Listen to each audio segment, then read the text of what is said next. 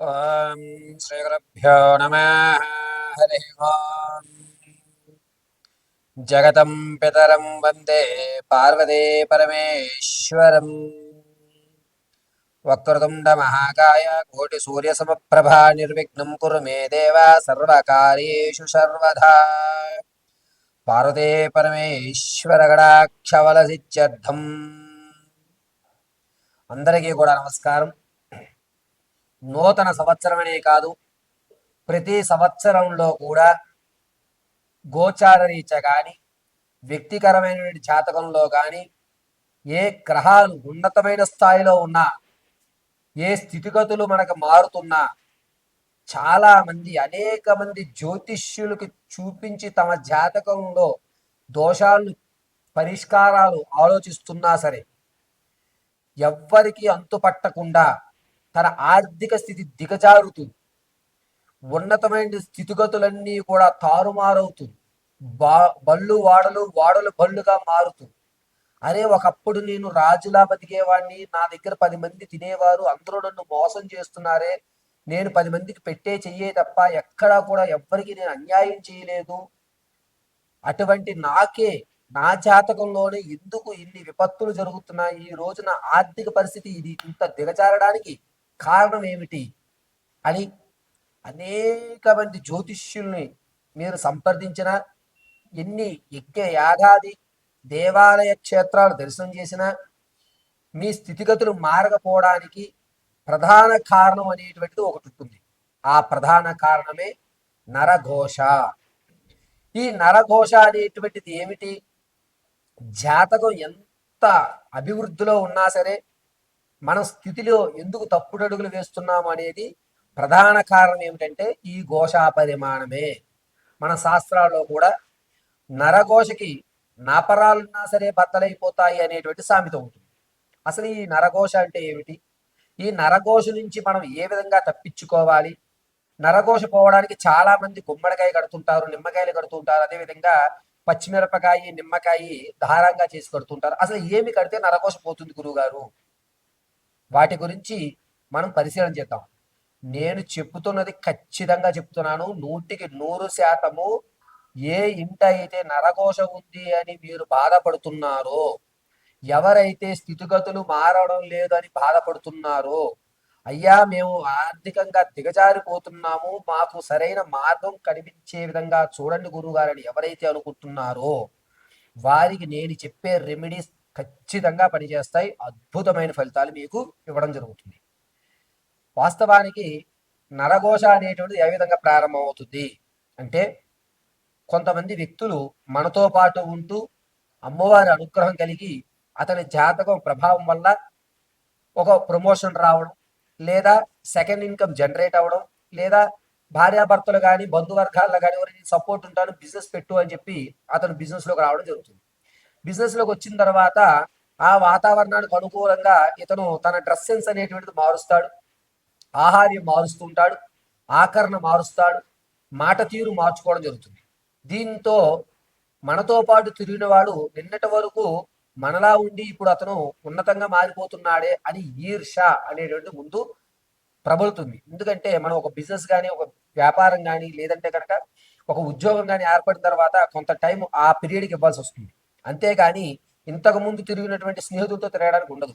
వీడు మనల్ని పట్టించుకోవడం మానేశాడు అని ఆ వాడి మీద వీడు గొప్పడైపోతాడు అనుకుంటున్నారా, వీడు నాకంటే గొప్పడైపోదాం అనుకుంటున్నాడా అనేటువంటి ఈర్ష ప్రారంభమయ్యి పదే పదే పదే ఆడు బాగోకూడదు, ఆడు కూడా మనతోటే తిరగాలి, ఆడు ఎప్పుడు మనతోటే ఉండాలి, ఏంటాడు ఈరోజు బిజినెస్ పెడితే కుమ్ములు వచ్చేసాయా అనేటువంటి దాంతో ప్రారంభమైనదే నరఘోష.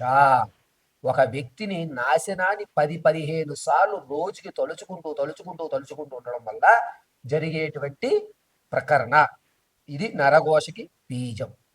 సరే గురుగారు, మరి అలా అనుకుంటే మనం మెనక ఎదగాలి కదా, ఆ ఘోష నుంచి ఏ విధంగా తప్పించుకోవాలి అని అంటే, మొట్టమొదటగా మనం అభివృద్ధి చెందాలి అనుకుంటున్నప్పుడు దైవానుగ్రహానికి సంబంధించినటువంటి మంత్ర జపాన్ని కానీ, లేదా మీరు స్థితి మార్చుకోవాలనుకున్నప్పుడు ఇంట్లో ఆవు పిడకతో దాసిన చెక్క, ఇలాచి, మిరియాలు బాగా దంచి పచ్చకర్పూరము, తులసి పువ్వు వీటితో పొగ వేయాలి. ఈ పొగ వేయడం వల్ల మీ మీద ఈర్ష అనేటువంటిది ఎదుటి వ్యక్తికి రాదు. మీతో పోలే బాగుపడదా అనుకుంటున్నాడు, వాడు బాగుపడ్డాడు అనుకో నన్ను కూడా పార్ట్నర్ చేసుకుంటాడు, నాకు ఒక అవకాశం కల్పిస్తాడు, ఈ విధంగా మారే అవకాశం మన ఇంటి వాతావరణం మనకి కలగజేస్తుంది. ఇది మొట్టమొదటిగా జరిగేది. రెండు, ఎప్పుడైతే ఈర్ష అనేటువంటిది లేదో అప్పుడు మన గురించి మిగిలిన వాళ్ళందరూ కూడా పాజిటివ్గా ఆలోచించడం మొదలు పెడతారు. ఇక ఘోష వచ్చింది, గురుగారు మేము ఇంతకుముందు బాగా సంపాదించామండి, ఈ మధ్య వాళ్ళు డబ్బు మీదేంటి మీదేంటి ఇలా జరుగుతోంది అని చెప్పి ఏడుపు ఎక్కువైపోయిందండి అంటారు. అప్పుడు ఏం చేయాలి అంటే గుమ్మడికాయ కట్టకూడదు. గుమ్మడికాయ కట్టిన తర్వాత 6 నెలల్లోనో 3 నెలల్లోనో కులిపోతూ ఉంటాయి. అప్పుడు ఘోష మనకి నరఘోష ఎక్కువైంది అనేది మనం ఐడెంటిఫై చేయాలి. అదొక చిన్న సాంకేతం. మన ఇంట్లో నెగిటివ్ ఎనర్జీ ప్రారంభమైంది అనేది ఎలా తెలుసుకుంటాం? గుమ్మడికాయ అనేటువంటిది కుళ్ళిపోయినా వాటర్ కిందకి జారిపోయినా దానితో ఇది ఇంట్లో ఏదో జరుగుతోంది అని శ్రీకారం. దానికి రెమెడీ ఏమిటి అంటే పట్టిక తెచ్చుకోండి. మీకు దగ్గరలో ఉన్నటువంటి ఏదన్నా అమ్మవారి దేవాలయంలో రేపు అమావాస్య అనగా ఈ రోజు గుళ్ళో ఇచ్చేయండి. అంటే చతుర్దశి తిథి నాడు మీరు దేవాలయంలో ఇవ్వాలి. ఇప్పుడు సాయంత్రం 4:30 తర్వాత దేవాలయంలో గుమ్మడికాయ ఇచ్చేసి దాన్ని నీట్గా పసుపు రాసి బొట్టు పెట్టి పట్టిక గుమ్మడికాయ రెండు కూడా అమ్మవారి సన్నిధిలోకి పంపించేయాలి. రాత్రి చతుర్దశి తిథినంతా కూడా ఉంటుంది. ఆ అమావాస్య రోజు చక్కగా స్నానం చేసి దేవాలయానికి వెళ్ళి అమ్మవారి దగ్గర ఉన్న కుంకుమ, ఈ పట్టిక, ఆ గుమ్మడికాయ 3 కూడా ఉదయం 9:30 నుంచి 11 లోపు తెచ్చుకోవాలి. తెచ్చుకుని గుమ్మడికాయని కట్టొద్దు. గుమ్మడికాయని గుమ్మం బయటగా ఒక పక్కగా పెట్టుకోండి. ఈ పట్టిక మాత్రం కనబడే విధంగా కట్టి అందరి పసుపు కుంకుమతోటి అమ్మవారి దగ్గర నుంచి తెచ్చిన కుంకుమతోటి కూడా చక్కగా రంగరించి నెయ్యి వేసి రంగరించి ఓంకారం రాసి పైన పెట్టుకోండి. జీడి గింజ, అదేవిధంగా తామర పూస, తదుపరి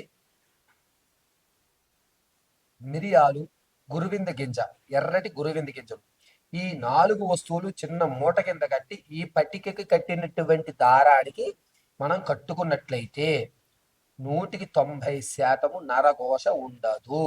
ఇది ఖచ్చితం. మరి బయట పెట్టి గుమ్మడికాయ ఏం చేయాలి గురుగారు? ఈ రోజు ఉంచుకుని తరువాతి రోజు ఆ గుమ్మడికాయ మీద పచ్చకర్పూరం పెట్టి ఇల్లంతా తిరిగి ఆ గుమ్మడికాయని కొట్టేయాల్సిందే. ఇలా చేయడం వల్ల నరఘోష అనేటువంటిది ఖచ్చితంగా పోతుంది. జాతక పర్యంతం అంతా కూడా క్షేమదాయకంగా ఉన్న తర్వాత కూడా మేషం నుంచి మొదలు పెట్టుకుని మీనరాశి వరకు అనేక ఇబ్బందులు పడడానికి ప్రధాన కారణంగా నరఘోషను కూడా మనం చెప్తూ ఉంటాం. అయితే ఏ రాశి వారు నరఘోష ప్రభావం నాకు ఉంది అని భావిస్తున్నారో ఆ రాశి వారు ఏ దేవాలయాన్ని దర్శనం చేసుకోవాలి, ఏ మంత్రాన్ని మనం పఠించుకుంటే ఈ నరఘోష నుంచి బయటపడతాము అనే విషయం మనం పరిశీలన చేసుకుందాం. వృషభ రాశి వారు నరఘోష నుంచి తప్పించుకునేటువంటి మార్గం ఏముందా గురువుగారు అని చాలా మంది ప్రశ్నిస్తున్నారు. వారి కొరకు చెప్తున్నాను. వృషభ రాశిలో జనించినటువంటి ఎవరన్నా సరే నరఘోష నుంచి బయటపడి ఆర్థికంగా స్థిరత్వం చెందాలి అంటే కనుక ఈ అమ్మవారి ఆరాధన తప్ప మరొక మార్గం లేదు. వృషభ రాశి వారికి ఏ అమ్మవారిని ఆరాధన చేయాలి? లలితాపరాభట్టారికి మించినటువంటి ఆరాధన వృషభ రాశి వారికి మరొక మార్గం లేదు.